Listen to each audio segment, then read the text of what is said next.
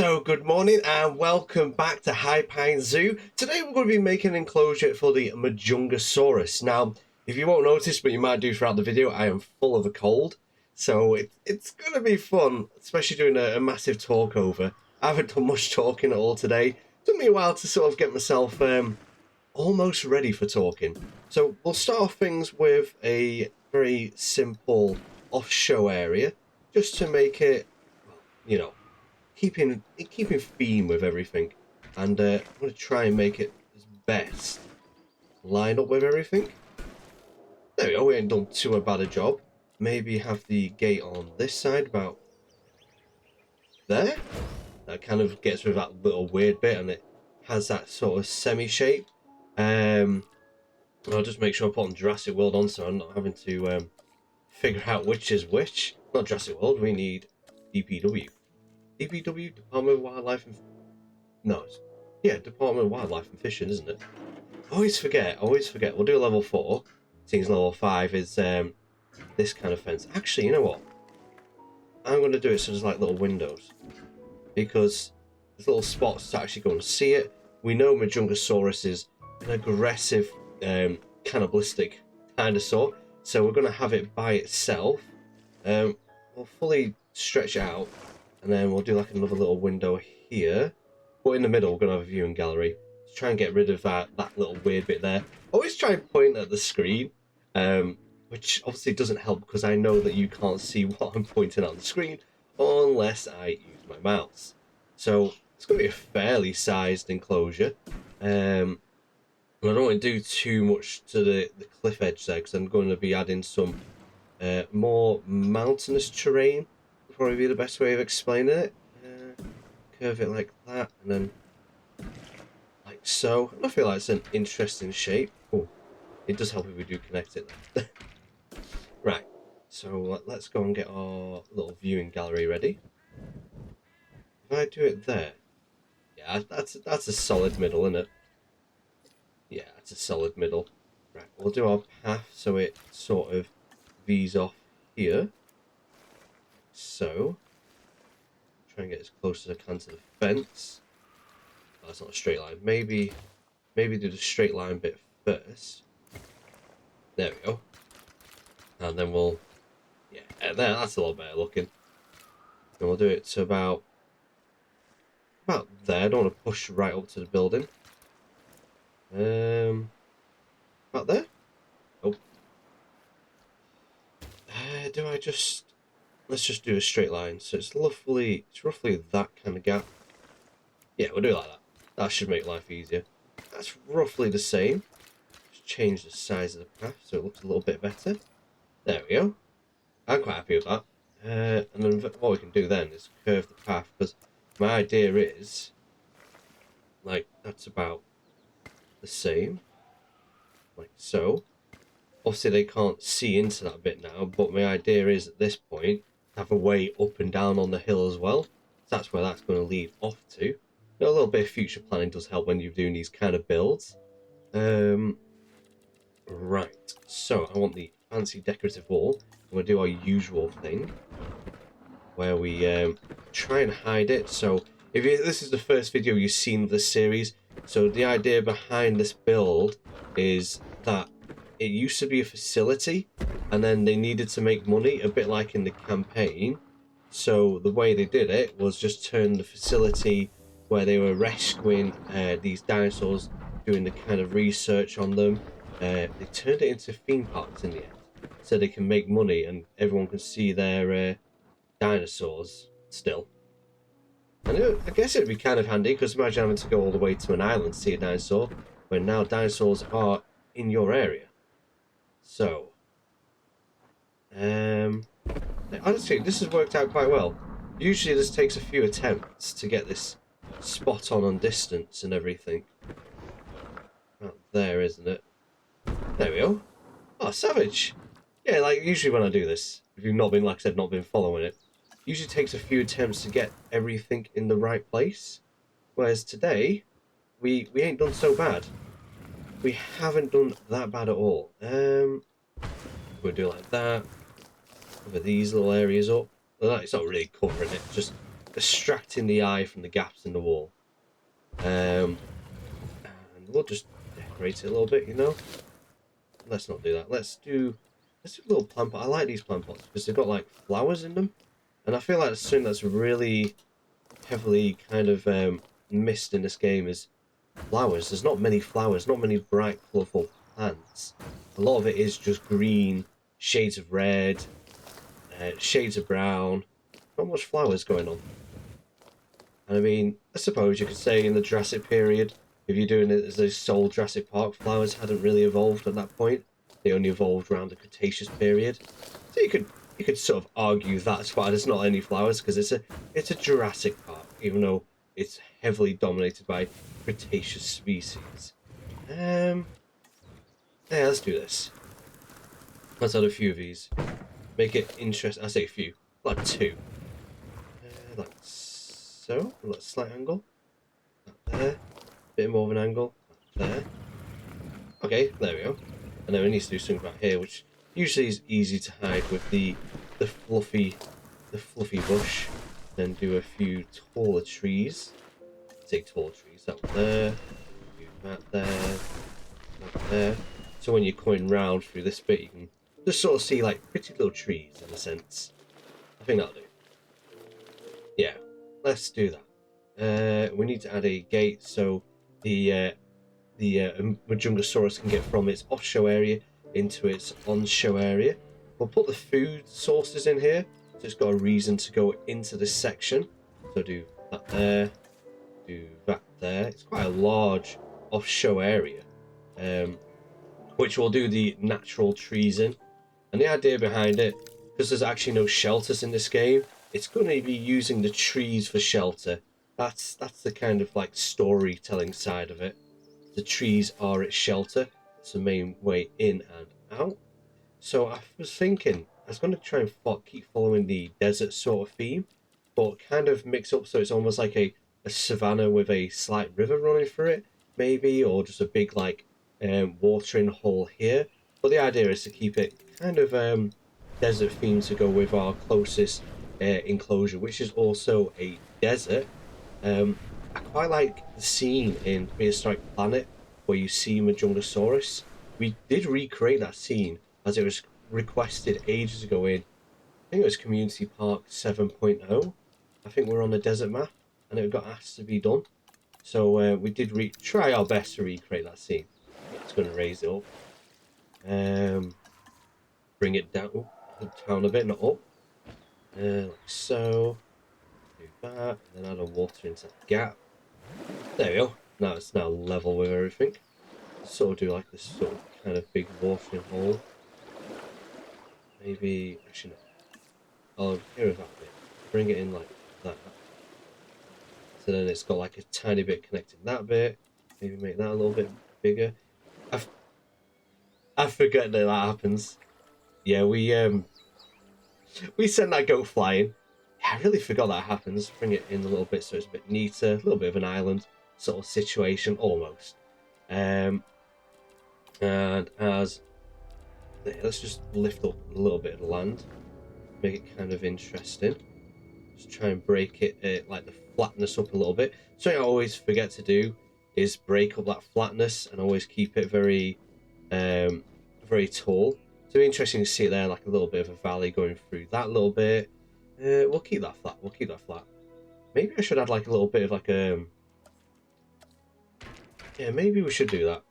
I should probably finish my sentence so you actually know what I'm doing. I'm going to be adding like another little peep window at this bit here. There. Just kind of opens up the enclosure a little bit and you've got more areas to see it from. Unfortunately, our guests don't actually see from the paths. But you know, that is what it is. I can't believe I sent that go fly. So I'm going to be using desert rocks and we're going to go on random. So it's not me picking them, it's the game picking them for me. And it's just kind of nice sometimes when you do that because it does add to a bit of the randomness. So I can sort of like, I don't have to keep going back through menu, going back and forth. I can kind of go which kind of direction I want to, just seeing what's been given to my hand in a sense. So I like this being like that. There's a bit rocky going into this sort of like canyon looking area, like where these two bits are meeting. And eventually, once I've like got mainly what I want to do and I want to fill out certain areas, then I will go back to having that kind of pick my own rocks. Just a fun way of doing it.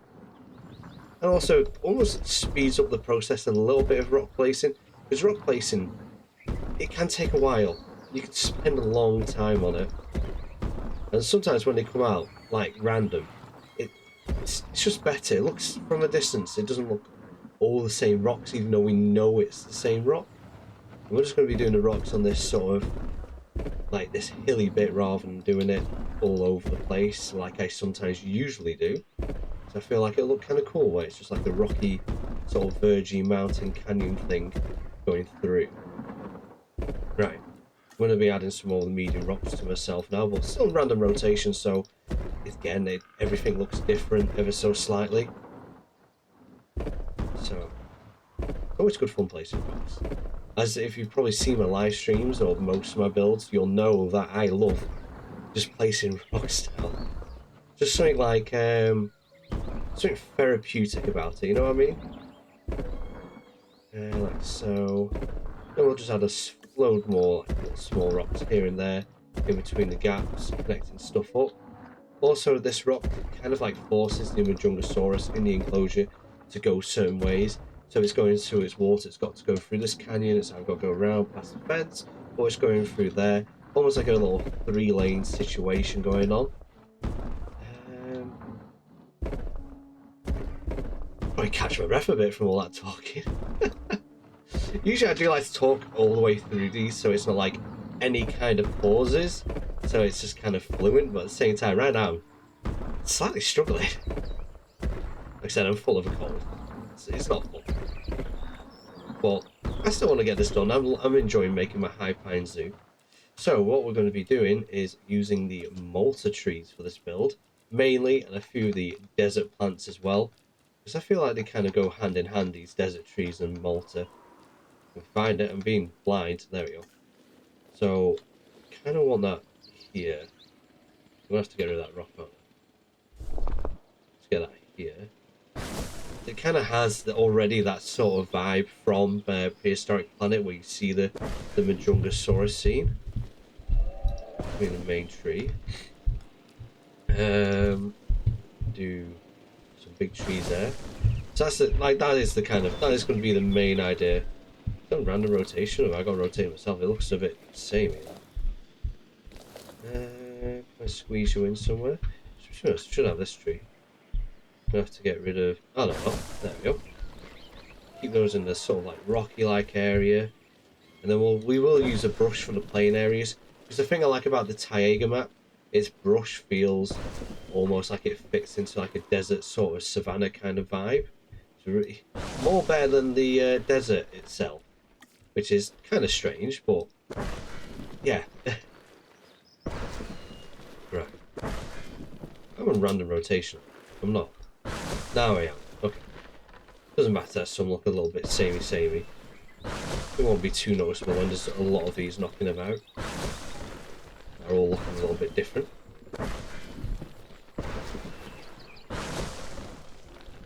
Like, honestly, the Malta DLC for me was one of the better DLCs. Definitely has like some really nice plants, really nice buildings, some really nice decorations. We're going to be using a lot of different things on this little bit here. From like Desert and Malta. Just to try and thicken out the bushy areas around the rocks. And try and get it looking a bit like that scene.